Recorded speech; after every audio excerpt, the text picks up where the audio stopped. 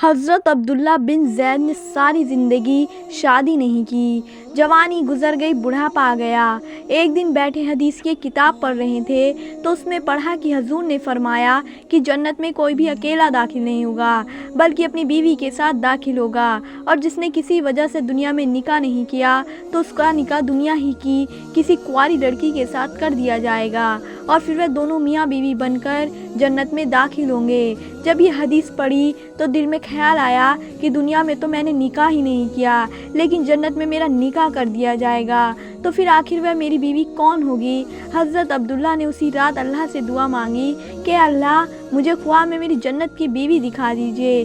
پہلی رات میں دعا قبول نہیں ہوئی تو دوسری رات پھر سے دعا مانگی، دوسری رات بھی دعا قبول نہیں ہوئی تو تیسری رات دعا مانگی، تیسری رات دعا قبول ہو گئی۔ خواب میں دیکھتے ہیں کہ کالے رنگ کی ایک عورت ہے جو حبش کی رہنے والی ہے، وہ کہہ رہی ہے کہ عبداللہ میرا نام میمونہ ولید ہے، میں بصرہ میں رہتی ہوں اور میں ہی جنت میں تمہاری بیوی بنوں گی۔ حضرت عبداللہ کی جب آنکھ کھلی تو تہجد کا وقت ہو رہا تھا، اٹھے اور وضو کر کے تہجد کی نماز پڑھی، اور پھر تھوڑی دیر بعد فجر کی نماز پڑھ کر اپنا اونٹ لیا اور بصرہ کی طرف چلے گئے۔ حضرت عبداللہ بن زید بہت مشہور لوگوں میں سے تھے، اس لیے جب وہ بصرہ پہنچے تو لوگوں نے ان کا بڑا استقبال کیا اور پوچھا کہ حضرت ہمارے شہر میں کیسے آنا ہوا؟ حضرت عبداللہ نے فرمایا کہ میں ایک عورت کی تلاش میں آیا ہوں، اس کا نام میمونہ ولید ہے، میں اسی سے ملنا چاہتا ہوں۔ یہ سن کر لوگوں کو بہت حیرانی ہوئی اور کہا کہ حضرت آپ اتنی دور میمونہ ولید سے مل آئے ہیں؟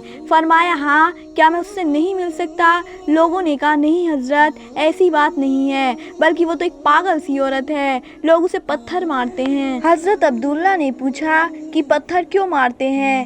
لوگوں نے بتایا کہ حضرت وہ عورت عجیب عجیب حرکتیں کرتی ہے، اگر کسی کو پریشان اور روتا دیکھے اس کے پاس کھڑے ہو کر ہنسنے لگتی ہے، اور اگر کسی کو ہنستا دیکھے تو اس کے پاس کھڑی ہو کر رونے لگتی ہے۔ وہ کچھ پیسے لے کر محلے والوں کی بکریاں چراتی ہے، آج بھی وہ جنگل کی طرف بکریاں چرانے گئی ہوئی ہے اور شام کو عصر کی نماز کے بعد واپس آ جائے گی، آپ تب تک آرام فرمائیے۔ حضرت عبداللہ نے کہا مجھے ابھی اس وقت اس سے ملنا ہے، آپ لوگ مجھے جنگل کا راستہ بتا دیجئے۔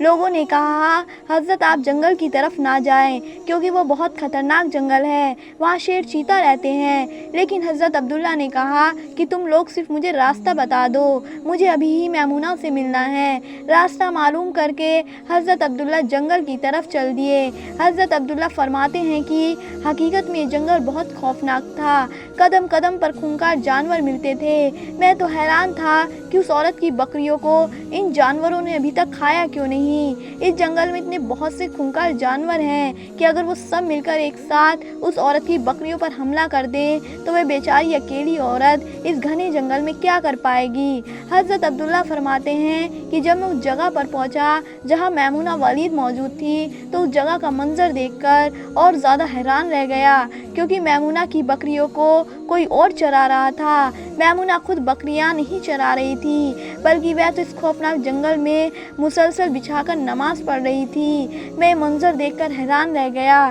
کہ آخر ان بکریوں کو پھر کون چرا رہا ہے، کیونکہ بکریاں کبھی ایک جگہ پر نہیں رکتی، وہ کبھی ادھر بھاگتی اور کبھی ادھر بھاگتی ہیں۔